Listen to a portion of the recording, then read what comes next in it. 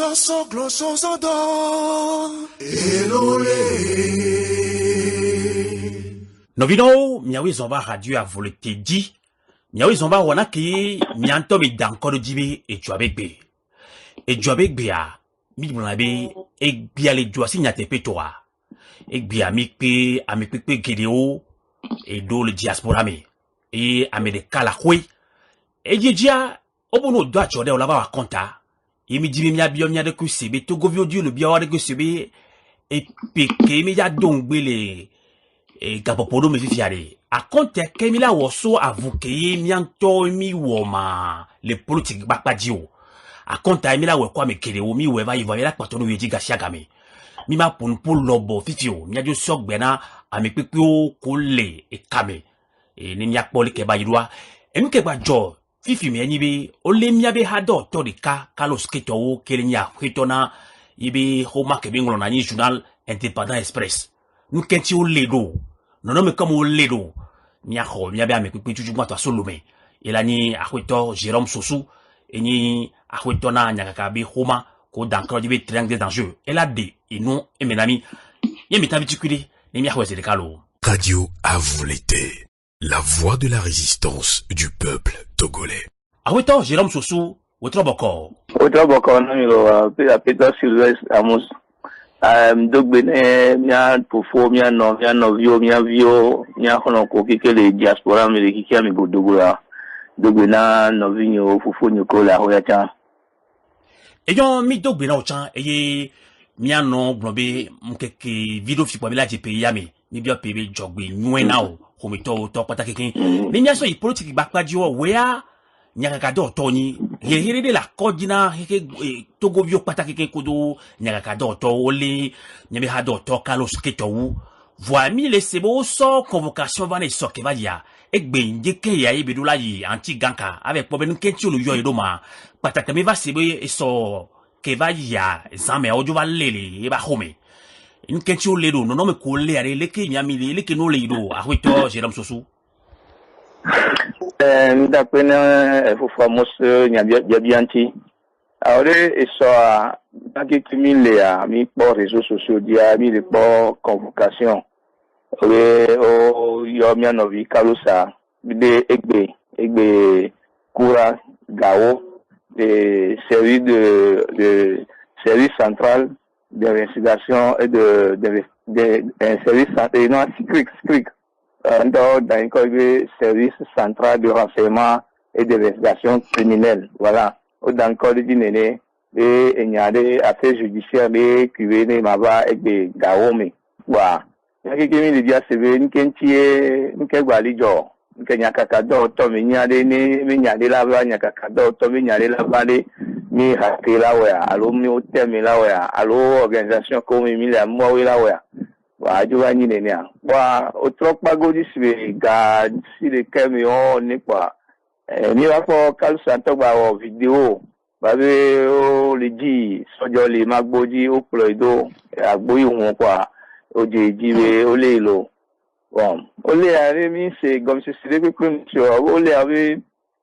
so yi antigak ora service de renseignement et le ji wa do so ya antiga ka mi akika mi jo chaka obe décision le sera mi nyako mi dinami va y avait kodo awa me be no be on so mandat d'arrêt on son de be sofia yo donc avait on sous popodo obe no be do pelu la jo be colonel et nyadi et alubi nyadi boni pleva bon ni jo se no gomi kaka et ni a Jova ko wa fofo ya me a ba do gari me a de bien mo kuku me no mi nyaka ko me ke mi ategbe odo no ti se nke tutu le jogo mi ba mi wa le sebe ngolo nde le esoke wa ya mi nyaka ka o ma etona l'indépendant express a mi nyaka ka o ma bi soke wa ya mi tona ka bi ngolo nde emebe nyonu minister me video yi okule affidé banque de pour l'affidé yo yi kwa le buffet a me gamia o va be o so gafukudo gati so do ami pete me donc sécurité to va kaka ami pete parce que caméra pour les et quoi il y a que mole on moi bon et nous entier be courir le mi que on et nous les bébé n'avait et me donc et c'est donc il me a et qui n'a courir oh la mi code de la presse avec le venir il m'a courir mi ami intia qui ont hacké nous la akon ni mi no parce que mi ami code avec le dépénaliser prestement wa que so d'avant cité pour avaler nyakaka do tokpa petit gba se d'aller gatpa mais à le côté nous on balé mi ami et nous balé mi ami pratiquement les togo ni ba jowa malheureusement ni il nous va donc et on a au thème ni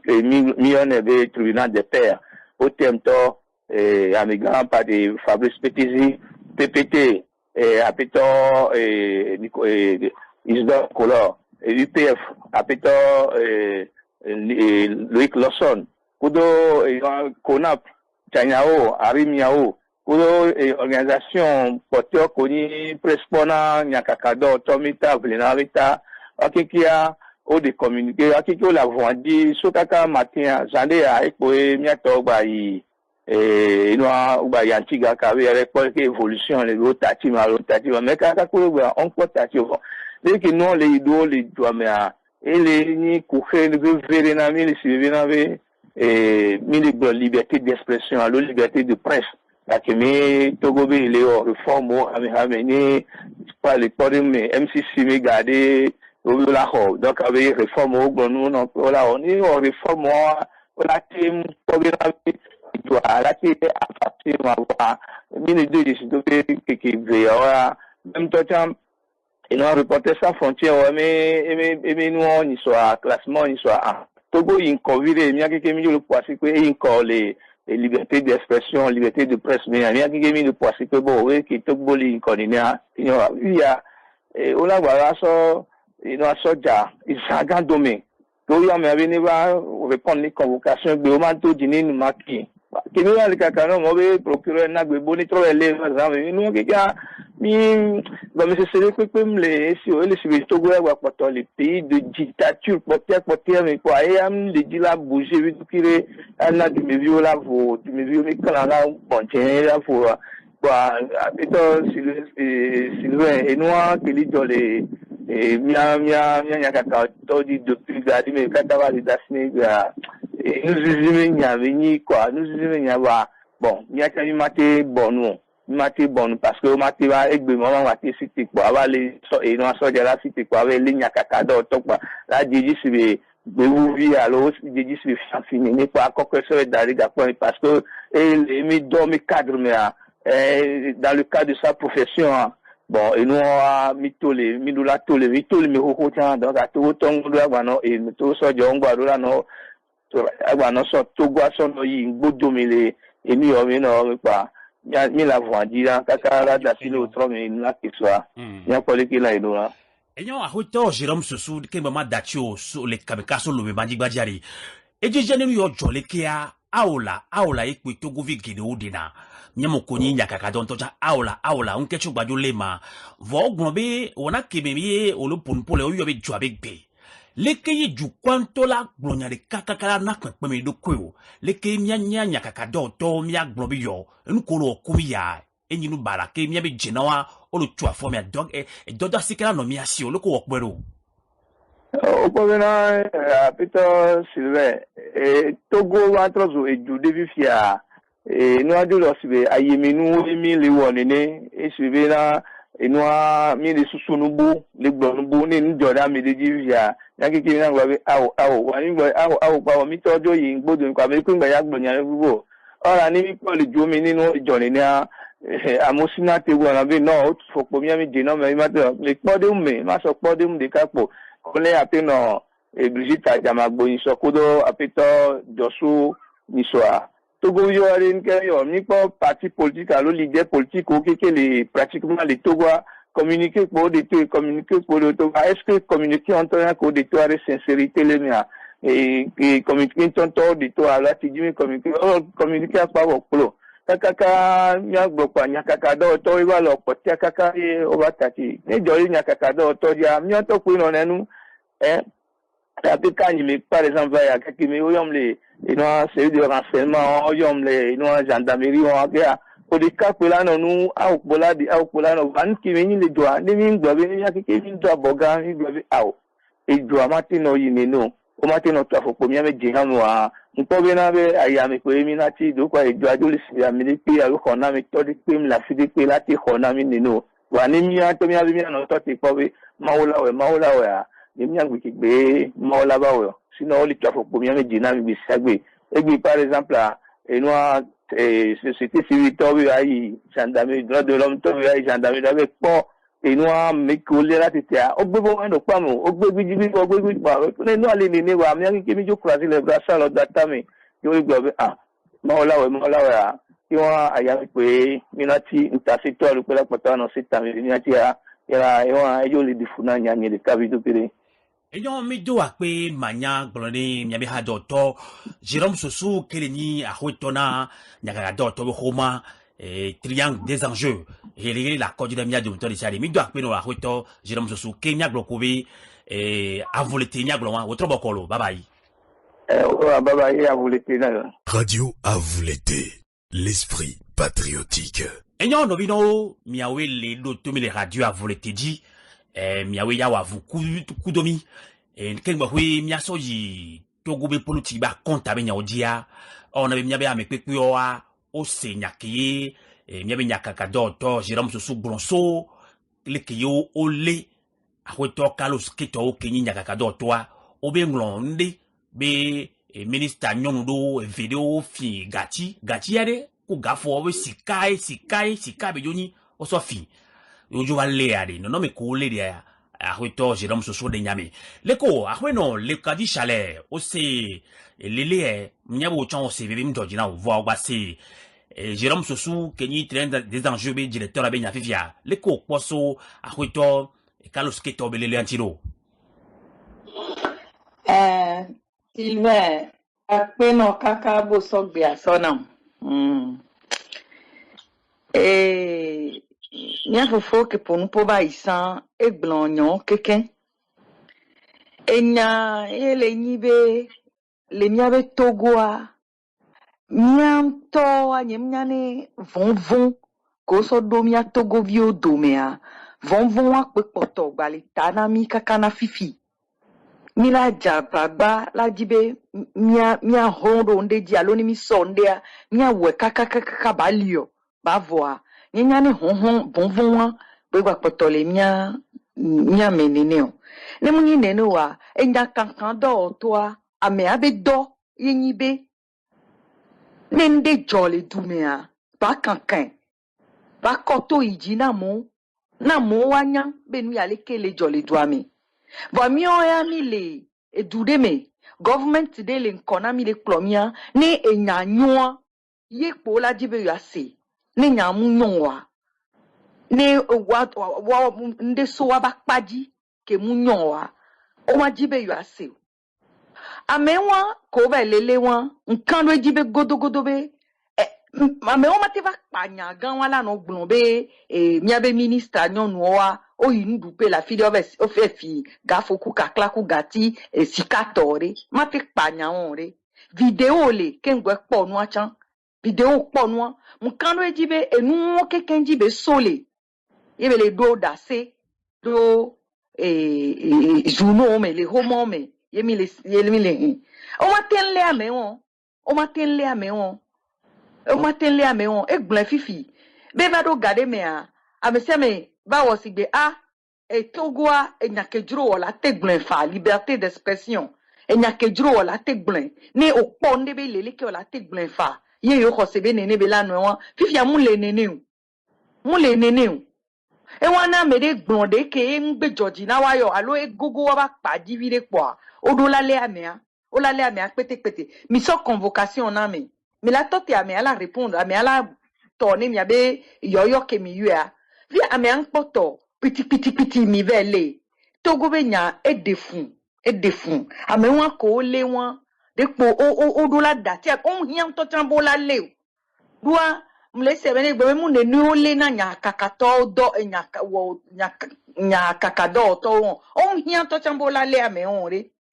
on hia bo la le ame on no yu e bene va o la yu e bene va ti opo nya le o le ke nya yido sus ke we la si o ame ala de me na we ne mi le duke ne dua le zon le ke dua do la zon do e duke me ye je na o buna je na ko le dua ntile a enyawo o ma ve le ame pitipiti la ho me o de o la de sojo do ra bo ne ve le ame o de o ma te de soja do ra bo ne ve le ame o de eyon mi se nyawa mi se nyami nyabe na ele la kodina ni Togo vigile do Carlos Keto obe lele anti mi agbon pove mi la pompo so ti vire va nya dodio to hore so mi abe wona egbe to be kun mi ma ngro be chayo leko ahono Geneviève akoti ya loko fondo wetro boko boko no Steven merci apenove oyo wona ya wetro ya apena todi no lo pata avulete be todi no lo pata leko oyo sebe ole mi abe hado to Carlos Keto do nkebe wo fifia wo se mi anovi Jérôme Sosu be hele o nyaka okposo ntile o sibe nyom ke Togo ville peji o enya enyi be nenu ajojo nenia ede na funami Togo to sugbo eni no na rezo di ajo no apado be enwandola yin wa se lu ke mi jova ngona be wan to wona sia wa wan to mu bazon do wa be se ko wan to waji o wan to ton bazon na be ji o etombe edua esemele duanti jamea okwere fia donc anu ya kele jo fifia nyama ne apelu popo ni personnellement mu choqué mu kenti mu choqué mu do be nene ponu yina le Togo enwa et c'est amere mu respecter na se le Togo donc le ke nwala ya epo ba wa no gbe do a klabiji no kwa no site kwa o la ve leo dodom le dibe wa do klabiji na o amere wa nya no gbe kwa lominawa o la domia no jododa ewacha oyina edoko don won lawo yanya re kakun be ma gbe fi yin bebe nyabe enya kakado lawo ke mo le nene amuni zere kayo le we kudowo le ko boa no boa de ne wa jagbagba de wa bi wa do ko sebede le ke yo la s'organiser do fifio bene esome o gbaga le yo to de kade procédure que yo to yo a déclenché ne au moins ade ameko le ade ngba se sentir seul la fille que beleo yo no vi et Jérôme ça soit blen fi que o le yen toi ne nekwe o la no funa sipe e nu o to no ne o de ka donc ade le ko to la s'organiser le wa be e do so so mea ne wa wo procédure de be ne o baba le mia to de ka ne nia nu ke yo la no déclencher ya eyon eye ko ni pe kenya be magla eyon musi nyawa eyon mia no kame mia no yeji les radios a volé te dit mia sok biana et fofo jo les chamani biani gbaji Togo ville kaye et Togo na vevere na echan fofo jo o se le kiye o le mia no vi Carlos Keto wa mi se gbia be ndike mea Togo ville kavedo pour du funu pata be ada pa vide voir et même les noirs on va pas me sok bon mi funon le ke o se Carlos Keto belele aro yo novi Amos mede akpona gari be le na mokokpo ya be ma funfu cho Togo bo no pakle mia novi journaliste yo ke o ikole de chope nu ke imake ne vai e le da akpona to jino ta vulete be to jino la gade e wi ke chama kpocho e yama me amadi be ma gre Amos da si pona maglo wi kana nye Togo fo jirudua na nya katapio Togo we jirudua e cho mi a Togo vio ma Togo vio dio mo de efe be ese ya ejena miawo ya nyana ma makpo menye ma ese ya ejena mayo ya ayi journaliste o ple mi a Togo ko me vi yo ke blimbe na Togo wa na Togo a dodo na nya katapio a o cho mi wo ofutoyi eye se ike wa wo bele wi ko wa wo adabi adafoku mianti miada sipo uti no avo no akporto gwa tralalala yeme ye wol ta obe omi be sele voa semaya makura wa untio mianti o kuro leke wo yi wa tembe na wo ma ama be owo na de na wo na gba le mecha na wo na gba le mocha nkeke kenye ne aluga fufu kenye ne ebe no ava ame sinjo mi lava avalé des adomes piti à ce jour comme y a un benabe journaliste ou mieux expression de parole à l'eau bon pour ouais y a beaucoup monsieur la gloire yo po agbole fa que na tobe amea wo moi mi me podo kuju ne pobe mi awa elemelo alo enu amelemo ta ma globe to jidudua owo se na on toya ba kayo e wo se de nyao nya to go viewe no la chichitre be nene ma no le fisia ba gado la nene mo sino ba nyama bia ga ka meye to go du koya to go be jidudua a jijo mpedodo nya to go viewo ga ka meye to go be jidudu ya la da si po to go viewo o la gbo ga ka me to go jidudu ya anaba ne togo ville amadoma wa doje si doyo to wa ko na omo taba owo mzizi ni ma da si de avuya ti gbeno amerika la globa avuya ti kona ya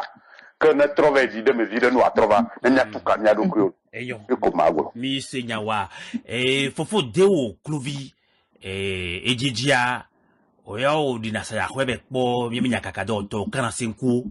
ye Carlos Keto wo kelenyi nyaka doto bapetona yebe koma kebenglo na eto independent express ole no mo ko le a o tonse miti to ale nyaka la si oso yentio a ko mi nyami jino ni de okasha me nkemi la o ko le vivison